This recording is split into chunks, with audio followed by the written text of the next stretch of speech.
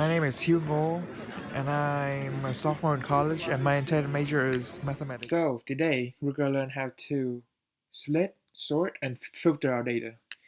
The purpose of this is to see each individual data points and its elements. So we have here our data set, which is a compilation of first and last name as well as the individual's hero name. Now let's say we first want to split our data into three distinct columns. Go click on the entire column of A, then go to the data tab over here. And in the data tab, we would click on the text to column button. And this window should pop up. There's two options, delimited and fixed width. Let's choose delimited because one of our delimiter is a comma, and click next. And here you can see that it already selected the comma delimiter for us. But if you, for say, have a semicolon or a tab or a space somewhere, we'll click on those. But for now, let's click on comma because that's our delimiter. And click on next. And here you can see our column data format. Let's stay in general.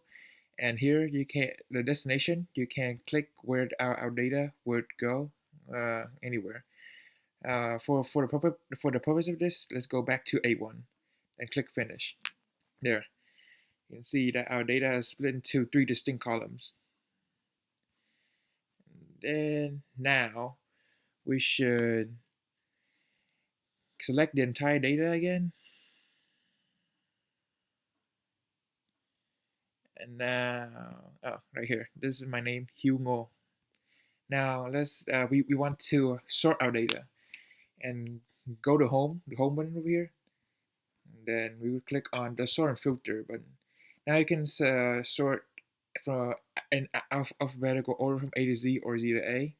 But let's say we want to customize them individually. So we use custom sort. And in here, in the custom sort, we could either add or copy our data. Let's do copy and not copy to have for each one. Now, let's say we want this column to be sorted by first name, then this by the last name, and then this by the hero name. And then we want to keep the first name and hero name to stay in from A to Z, but let's change our last name to from Z to A. And then sorting consecutively like this makes it so that the first and last name match each other. Yeah. Then then finally, let's say we want to filter our data. We would first select all three columns of A, B, and C and go to sort and filter. And sort and filter, we'll click on the filter button over here. And it should have an arrow down on all three columns. This is the drop down menu that lets you filter our data. Then now let's say we want to filter our just the first name with starting with the letter J. We'll click J on the search tab, and that's it. And here you can see all the first name that starts with letter J. Then in here, if you want to count the number of selections that after your filter, you use equal sign subtotal function. Then you go to the formula builder, and here you can see each individual elements of the subtotal function. Click on help.